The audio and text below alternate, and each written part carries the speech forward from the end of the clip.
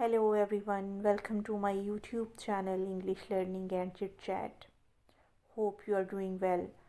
Our today's video is on a very basic and important topic of English grammar, that is parts of speech. This video is an introduction to the parts of speech, and this video is the first one in the series of the videos made separately on each part of speech with all details of the topic. जी हाँ, आज की video parts of speech का एक introduction है जिसमें इंतहाई आसान तरीके से एग्जांपल्स और डेफिनेशंस के साथ पार्ट्स ऑफ स्पीच को समझाया गया है। और मैं आपको ये भी बताती चलूँ कि हर एक पार्ट ऑफ स्पीच के ऊपर उसकी एक अपनी अलग से मुकम्मल वीडियो है जिसमें पूरी डिटेल के साथ बहुत आसान तरीके से उस ख़ास पार्ट ऑफ स्पीच को समझाया गया है। और अगर आप इस सीरीज़ की पार्ट्स ऑफ स्पीच की सीरीज़ की किसी भी वीडियो को मिस नहीं करना चाह रहे तो फिर चैनल को सब्सक्राइब करें और बेल बटन को प्रेस कर दें ताकि आपको हर नई वीडियो का अर्ली नोटिफिकेशन मिल सके। Let's start our today's lesson. Parts of speech होते क्या हैं? Words are divided into different kinds और classes according to the function they do in a sentence, and these classes or kinds are called parts of speech. Words go according to their use or according to their work are divided into various categories, and these categories are called parts of speech. यानी अल्फाज को उनके function के लिहाज से, उस काम के लिहाज से जो वो किसी सेंटेंस में सरअंजाम देते हैं, ख़ास किस्म की कैटेगरीज़ में तकसीम कर दिया जाता है और इन कैटेगरीज़ को हम नाम देते हैं पार्ट्स ऑफ स्पीच का। जैसे अगर कोई लफ्ज़ किसी शख्स, चीज़ या जगह का नाम होता है तो हम उसे नाउन की कैटेगरी में रखते हैं। इसी तरह से अगर कोई लफ्ज़ किसी काम का करना या होना ज़ाहिर करेगा तो हम उसे वर्ब की कैटेगरी में रखते हैं। ट्रेडिशनल ग्रामर में पार्ट्स ऑफ स्पीच 8 बताए गए हैं। Number 1 noun, 2 adjective, 3 pronoun, 4 verb, 5 adverb, 6 preposition, 7 conjunction and 8 interjection. Video के एंड पर हम ये भी देखेंगे कि क्या कोई एक ही वर्ड पार्ट्स ऑफ स्पीच की मुख्तलिफ कैटेगरीज से बिलोंग कर सकता है। Let's see the first part of speech, that is a noun. A noun is a word used as the name of a person, place or a thing. किसी शख्स, जगह या चीज़ के नाम को नाउन कहते हैं। For example, Ahmed is very brave. Ahmed is the name of a person, so Ahmed is a noun. इसी तरह से अगली एग्जांपल देखिए, Lahore is a city of gardens. Lahore एक शहर का नाम है, सो ये भी नाउन हुआ। इसी तरह से सिटी जगह को कहते हैं, जगह का नाम है, मुकाम का नाम है, तो इसलिए सिटी भी नाउन है। इसके बाद आप देखिए इसी एग्ज़ाम्पल में गार्डन्स, गार्डन्स भी एक जगह का नाम है। गार्डन आपको पता है ऐसी जगह जहाँ पर बहुत सारे दरख्त और ग्रीनरी हो, तो ये भी चूँकि जगह का नाम है तो garden is also a noun. Next example देखिए, हर ब्यूटी वन हिज हार्ट।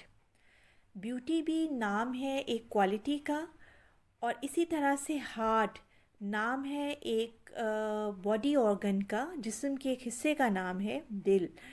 तो ये दोनों ब्यूटी एंड हार्ट, ये दोनों फिर नाउन हुए।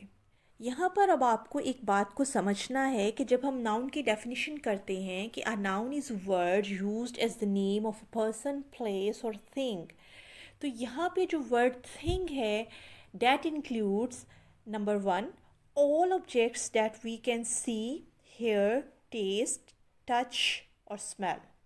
यानी वो तमाम चीज़ें जिनको हम देख सकते हैं, सुन सकते हैं, जिनका जायका चख सकते हैं, जिनको टच किया जा सकता है या जिनको हम स्मेल कर सकते हैं।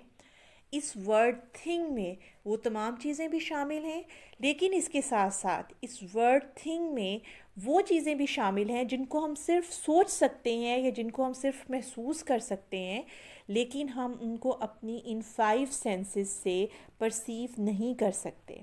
जैसे कि ब्यूटी, जैसे ऑनेस्टी, जिसको हम सोच सकते हैं लेकिन हम उसे अपने हाथ से छू नहीं सकते, हम देख नहीं सकते, उसको सुन नहीं सकते, टेस्ट नहीं कर सकते। सो जब जो नाउन की डेफिनेशन में वर्ड आता है the name of a person, place और थिंग, ये जो थिंग है इससे मुराद वो सारी फिज़िकल चीज़ें भी हैं जिनको देखा जा सकता है, सुना जा सकता है, टेस्ट किया जा सकता है या फिर छुआ जा सकता है और स्मेल किया जा सकता है। और इसके साथ साथ इसमें वो चीज़ें भी शामिल हैं जिनको हम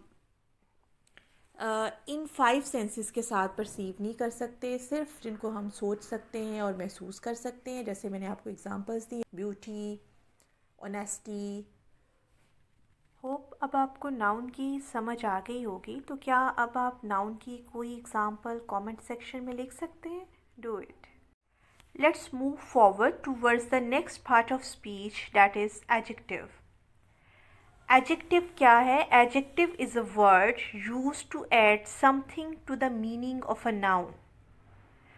Adjective वो word है that tells us more about a noun, जो noun के बारे में हमें मज़ीद कुछ और बताता है. That is an adjective. For example, when we say he is a boy, boy is a noun here.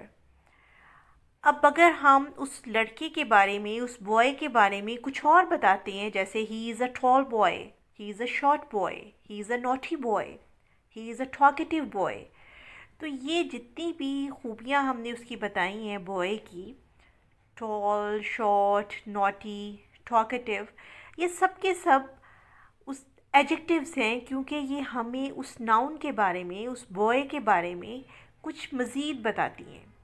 यानी एडजेक्टिव वो वर्ड हुआ that tells us something more about a noun. Let's see some examples. She is a beautiful girl.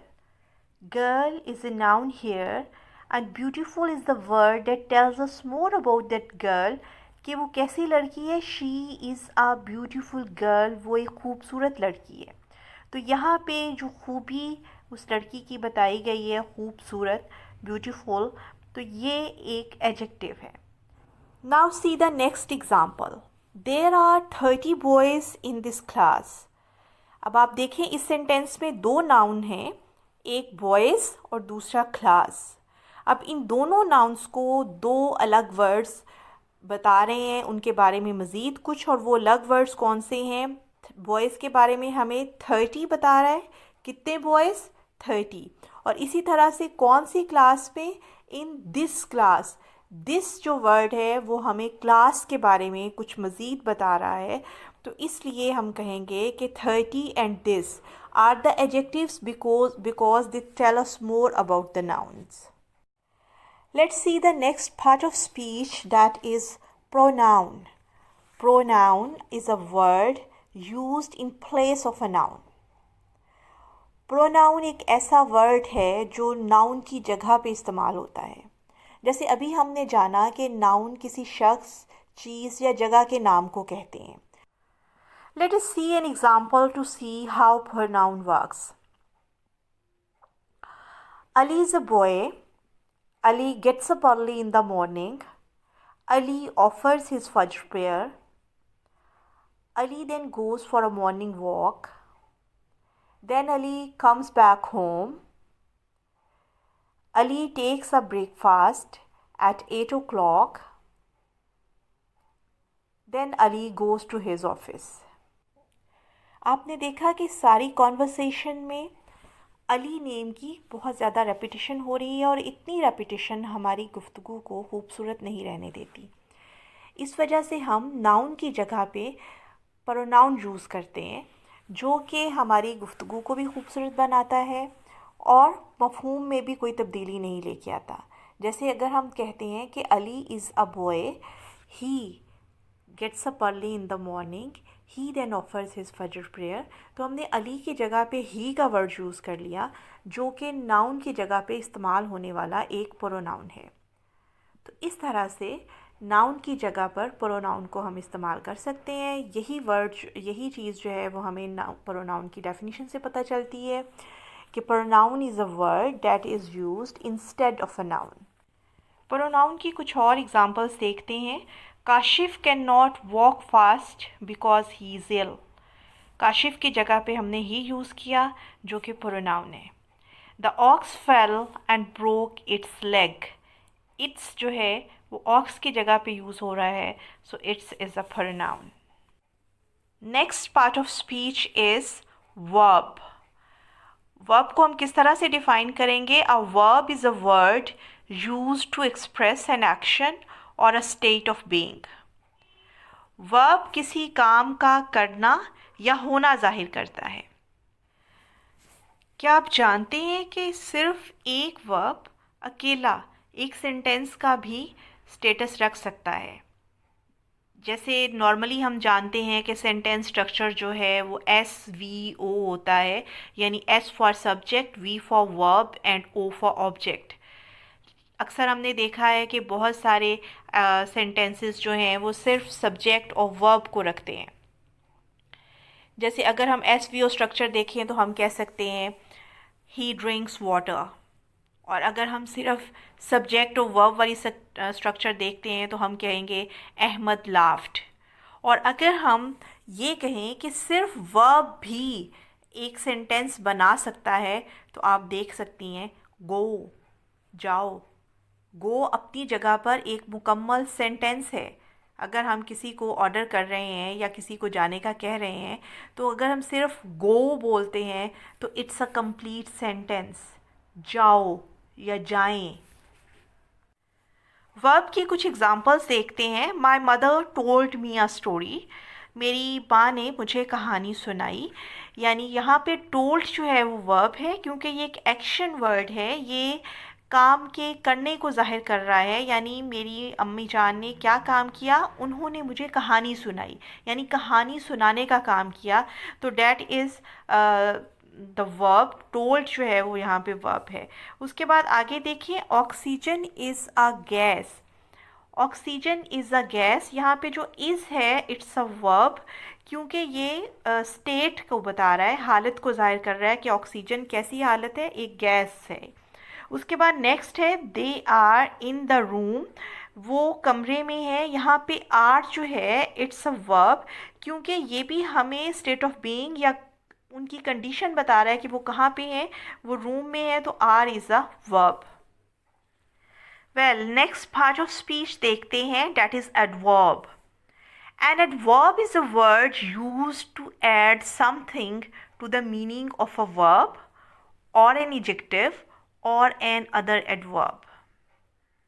Ji, adverb एक ऐसा लफ्ज़ है जो verb के meaning में कुछ ऐड करता है, यानी that it tells us more about a verb, या फिर it tells us more about an adjective, या फिर it tells us more about an other adverb. अब कुछ एग्जांपल्स देखते हैं जिससे हमें एडवर्ब के मीनिंग और ज़्यादा क्लियरली समझ में आ जाएंगे। फर्स्ट एग्जांपल देखिए, ही लाफ्ड हार्टिली। अब लाफ्ड यहाँ पे वर्ब है और इस वर्ब के बारे में हमें मज़ीद कुछ बता रहा है वर्ड हार्टिली। वो हंसा। वो कैसे हंसा? हार्टिली, खुश दिली से, दिल से। और यहाँ पे हार्टली चूँकि वर्ब को डिस्क्राइब कर रहा है, वर्ब के बारे में हमें मज़ीद कुछ बता रहा है, तो यहाँ पे heartily is the adverb. Next example देखिए, she is very beautiful. Beautiful is an adjective in this sentence, और ब्यूटीफुल के बारे में हमें मज़ीद कुछ बता रहा है लफ्ज़ वेरी। यानी लफ्ज़ वेरी जो है it adds meaning to the beautiful, तो ये वेरी जो है फिर it would be an adverb here. अगली एग्जांपल देखिए, she speaks English quite well. अब यहाँ पे देखें, वेल जो है वो ऑलरेडी स्पीक को मॉडिफाई कर रहा है। It tells us more about speak.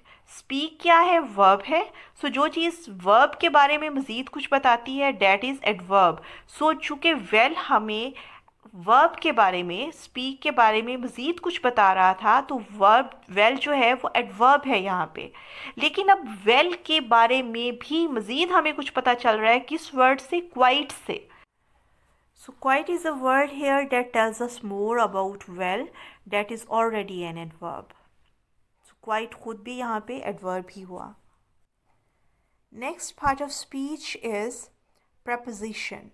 A preposition is a word used to show the relationship of a noun to other words in a sentence. Preposition एक ऐसा लफ्ज़ है जो सेंटेंस में मौजूद नाउन या प्रोनाउन का सेंटेंस में मौजूद किसी और वर्ड के साथ ताल्लुक़ ज़ाहिर करता है।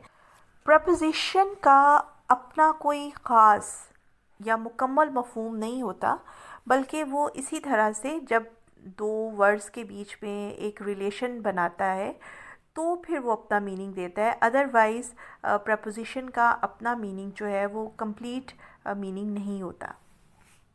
Let's see some examples. The cat is sitting under the table. Under is preposition here meaning नीचे। तो इस तरह से ख़ुद अकेला नीचे से बात समझ नहीं आती, लेकिन जब हम पूरा सेंटेंस देखते हैं, the cat is sitting under the table, बिल्ली मेज़ के नीचे बैठी है, तो यहाँ से फिर हमें वो प्रपोजिशन के भी मीनिंग समझ में आ जाते हैं। Next example, the child jumped off the chair.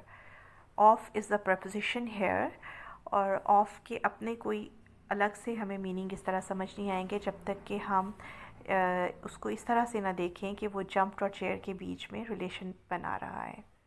Next example है, owing to illness he could not go to school.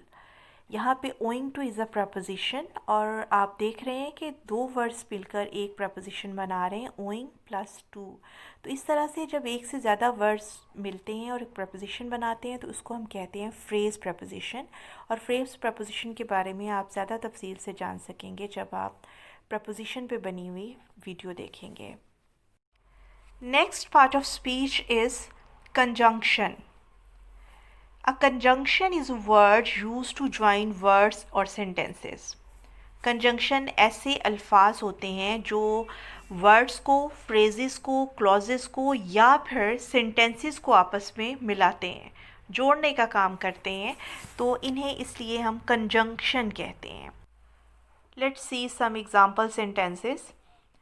Alia and Naila are friends. अब यहाँ पे एंड इज़ अ कंजंक्शन, क्योंकि ये आलिया और नाइला को मिला रहा है। नेक्स्ट सेंटेंस देखिए, the guests had left when I reached home. अब यहाँ पे गेस्ट्स हैड लेफ्ट एक क्लॉज है, आई रीच्ड होम दूसरी क्लॉज है, और अब इन दोनों क्लॉजेस को मिला रहा है वर्ड व्हेन, तो इसलिए when is a conjunction here.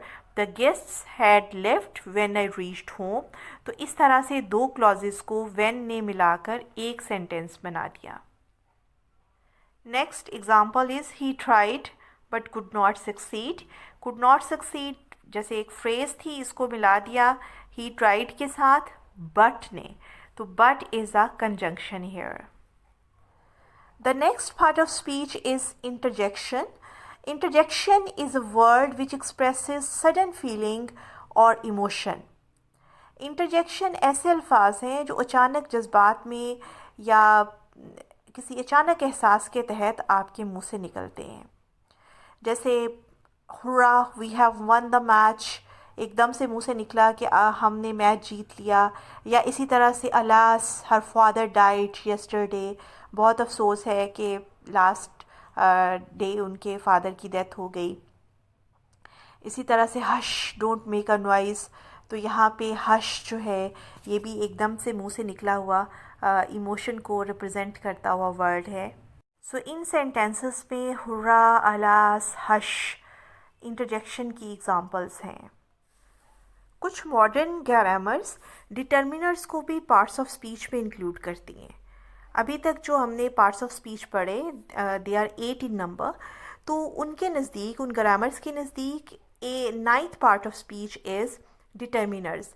Determiners क्या होते हैं? डिटर्मिनर्स ऐसे वर्ड्स हैं जो नाउन के मीनिंग को डिटर्मिन करते हैं, यानी those tell us more about the meaning of a noun. तो वर्ड्स जैसे ए एंड दी, जिनको हम आर्टिकल के नाम से जानते हैं, या फिर दिस, दैट, दीज, दोज, या फिर every, each, some, any, my, his, one, two, ये वर्ड्स जो हैं ये डिटर्मिनर्स कहलाते हैं क्योंकि they determine the meaning of the noun. तो कुछ मॉडर्न ग्रामर्स इन डिटर्मिनर्स को भी पार्ट्स ऑफ स्पीच में ही इंक्लूड करती हैं. तो अब आखिर में हम एक बहुत अहम चीज़ के बारे में जानते हैं कि क्या कोई एक वर्ड एक से ज़्यादा पार्ट ऑफ स्पीच हो सकता है.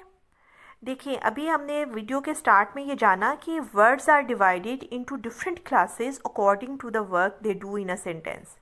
तो यहाँ से ये चीज़ बहुत अच्छे से फिर क्लियर हो जाती है कि we can not say to which part of speech a word belongs unless we see it how it is used in a sentence. तो जब तक हम ये नहीं जान लेते कि कोई ख़ास वर्ड सेंटेंस में किस तरह से इस्तेमाल हुआ है, उस वक्त तक हम ये नहीं कह सकते कि ये वर्ड किस कैटेगरी से बिलोंग करता है. इस बात को समझने के लिए अब हम एग्ज़ाम्पल देखते हैं. They arrived soon after. यहाँ पे आफ्टर का word as an adverb use हुआ है. इसी तरह से नेक्स्ट एग्ज़ाम्पल में देखें, दे अराइव्ड आफ्टर अस. यहाँ पे आफ्टर जो है वो प्रपोजिशन है, और उससे नीचे वाले एग्जांपल में आप चेक करें, they arrived after we had left, और यहाँ पे आफ्टर जो है वो कंजंक्शन का काम कर रहा है क्योंकि वो दो क्लॉजेस को आपस में मिला रहा है. तो हमने देखा कि एक ही वर्ड है जो कि डिफरेंट पार्ट ऑफ स्पीच के तौर पर यूज़ हुआ है, सिर्फ इस बिना पर कि वो सेंटेंस के अंदर एक डिफरेंट फंक्शन सर अंजाम दे रहा है, उसी बिना पर हमने उसको एक डिफरेंट पार्ट ऑफ स्पीच का नाम दे दिया. With this, an introduction to parts of speech comes to an end. और उम्मीद है कि आपको अच्छी तरह से समझ आ गया होगा, और अगर ऐसा ही है तो फिर हर एक पार्ट ऑफ स्पीच की एक एक एग्जांपल आप कमेंट सेक्शन में लिखें, और इस वीडियो को लाइक करें और अपने फ्रेंड्स के साथ शेयर करें.